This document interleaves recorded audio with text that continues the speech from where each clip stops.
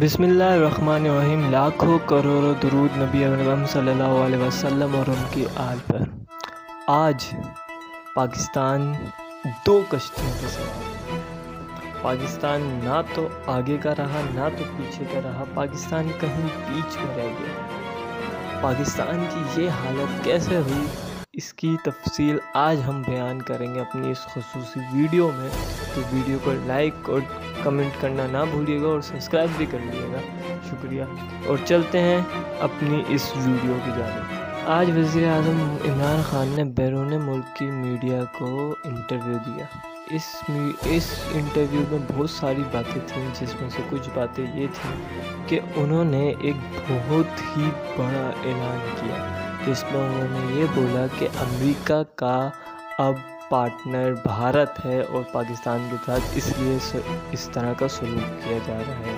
ایک وزیر اعظم کی طرف سے ایسا بیان بہت ہی بڑی خبر ہوتی ہے۔ اور دوسری جانب انہوں نے یہ بولا کہ افغانستان کے تنازع کا کوئی فوجی حل نہیں ہے، ہم واضح کر چکے ہیں کہ پاکستان میں امریکہ کا کوئی ہوائی اڈہ یا فوجی اڈہ نہیں ہے۔ افغانستان کی جنگ کے دوران پاکستان نے اپنے 70,000 جانوں کا نذرانہ دیا ہے اور قبائلی علاقوں کے 30 لاکھ افراد کو گھر چھوڑنا پڑا۔ اور انہوں نے مزید یہ کہا کہ امریکہ نے فیصلہ کر لیا ہے کہ اب ان کا پارٹنر بھارت ہے اور اس لیے پاکستان کے ساتھ اس طرح کا سلوک کیا جا رہا ہے۔ کس طرح کا سلوک؟ اگر ہم اس بارے میں بات کریں کہ کس طرح کا سلوک کیا جا رہا ہے تو کیا دو باتیں آئیں گی، یا تو انہوں نے عمران خان کو کال نہیں کری یہ سلوک، یا تو اس کے پیچھے کچھ اور راز ہیں وہ سلوک۔ آخر اس بات کی وجہ کیا ہے؟ اور دوسرا انہوں نے یہ بولا کہ امریکہ نے 20 سال کا اپنا افغانستان کا مسئلہ فوجی طاقت سے حل کرنے کی ناکام کوشش کرنے کے بعد اب اپنا بقایا کچرا پاکستان پہ چھوڑ دیا ہے کہ وہ ان کا کچرا صاف کریں۔ President Biden hasn't called me. Well, it's his option if he wants to call or not. It is business if he thinks it's necessary or not. I mean, not that I am waiting for any phone call. You know, it's his prerogative. These are friends I was visiting from Delhi, so I thought maybe we can have a difference of strategy in Delhi and Pakistan on Corona also. The way we fought is totally different. You're a close ally to China. What would you see the future role of China in Afghanistan? I think the answer to your question also is that I think that the Americans have decided that India is a strategic partner now. And I think that's why there's a different way of treating Pakistan. And also they feel that they're very close to China and then they want to sideline China.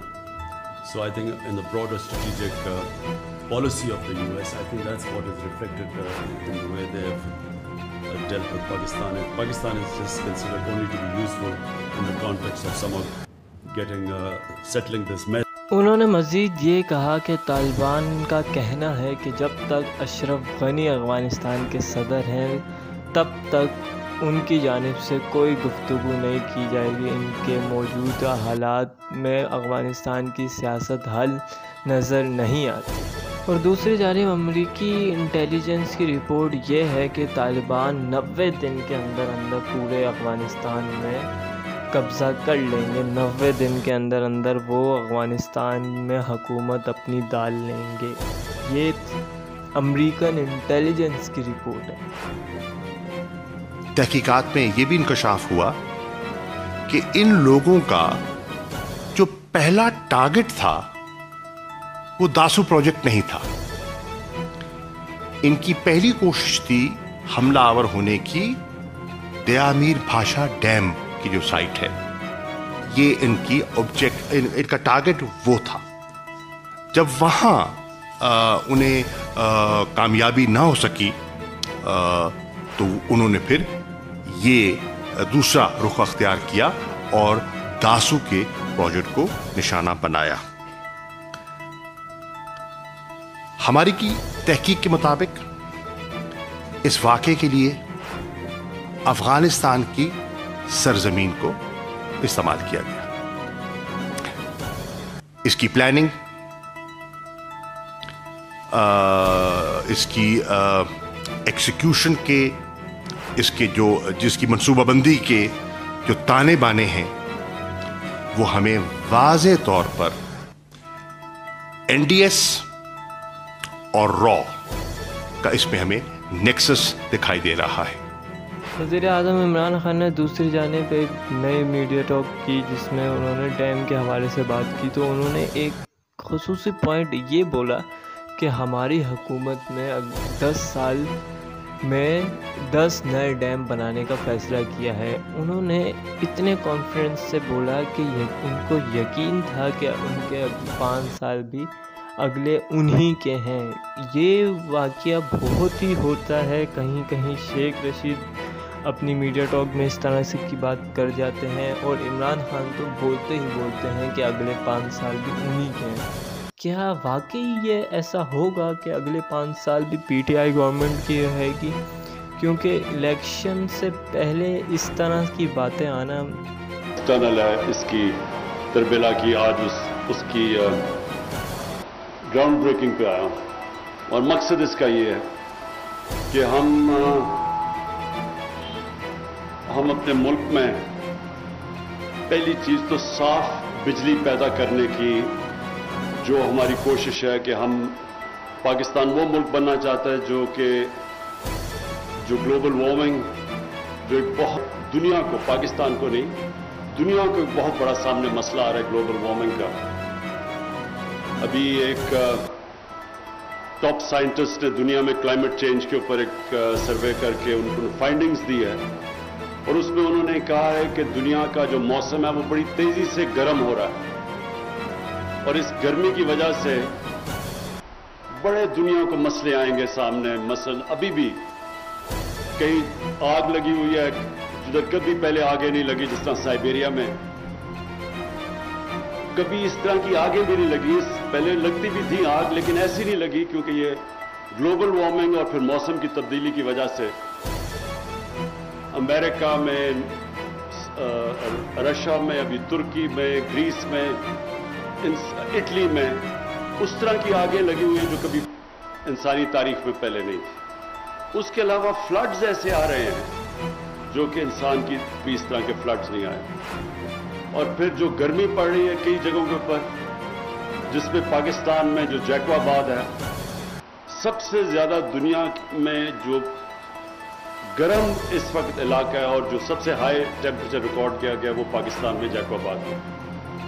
تو ہمارے لیے یہ دنیا میں بھی اس کی بڑی اہمیت ہے کہ ہم اب اس طرح کی بجلی بنائیں جس سے یہ جو گلوبل وارمنگ اس کے اوپر امپیکٹ نہ پڑے. تو یہ جو بجلی بنتی ہے پانی کے اوپر, اور یہ جو تربیلا کی 5 ٹنل ہے, اس سے جو بجلی پیدا ہوگی یہ صاف بجلی ہوگی.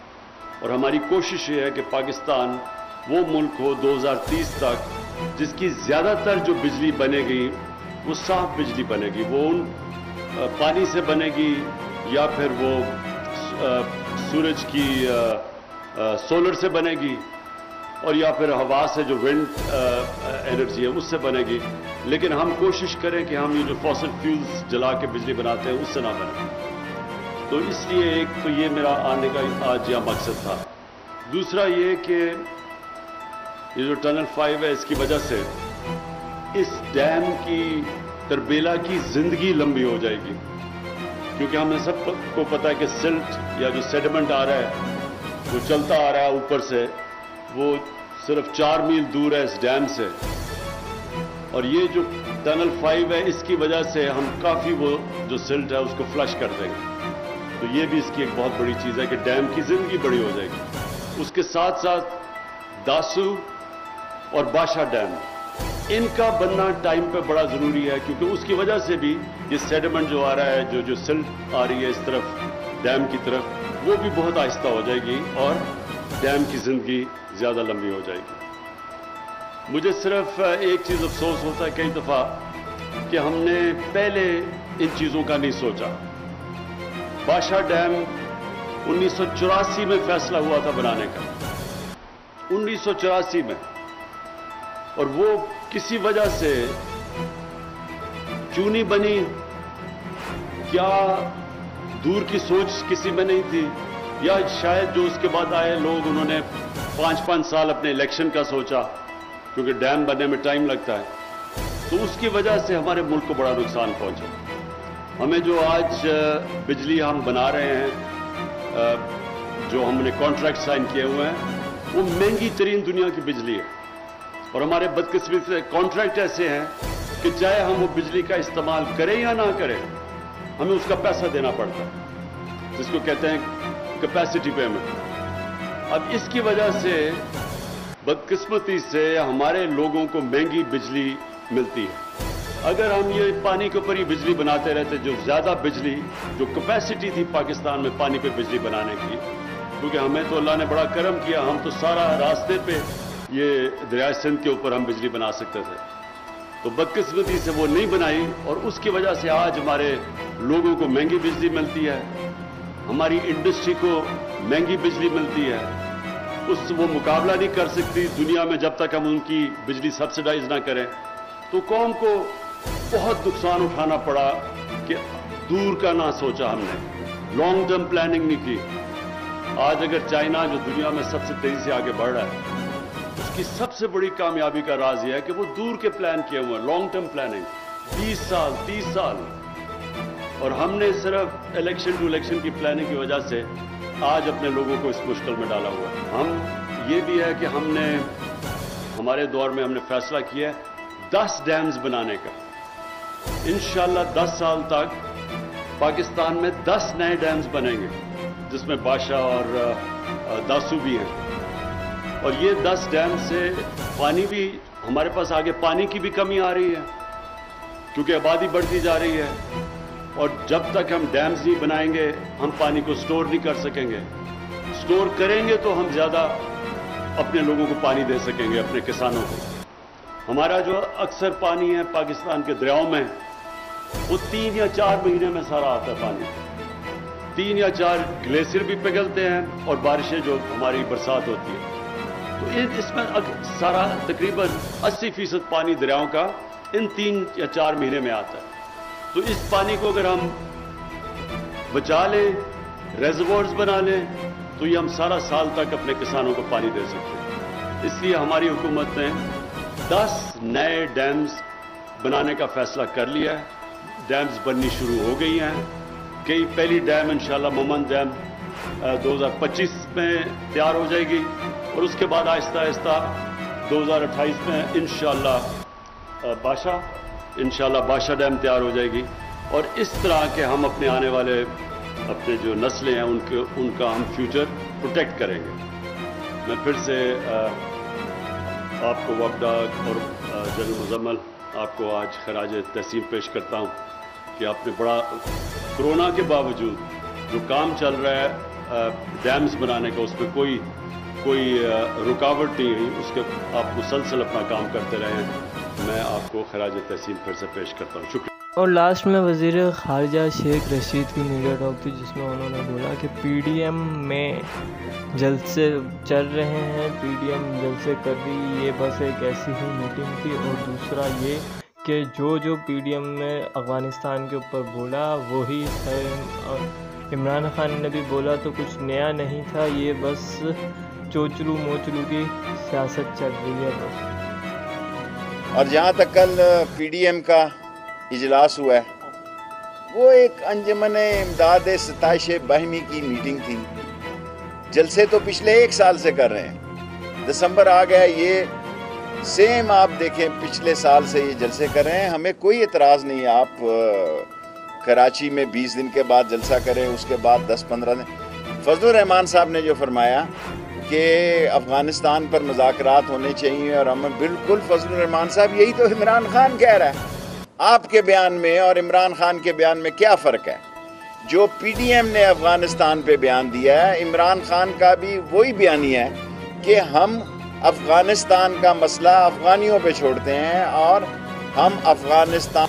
इसी के साथ मुझे दीजिए इजाज़त। उम्मीद है आपको ये वीडियो पसंद आएगी। कल पॉलिटिकल मौजू में फिर मिलेंगे। अल्लाह हाफ़िज़।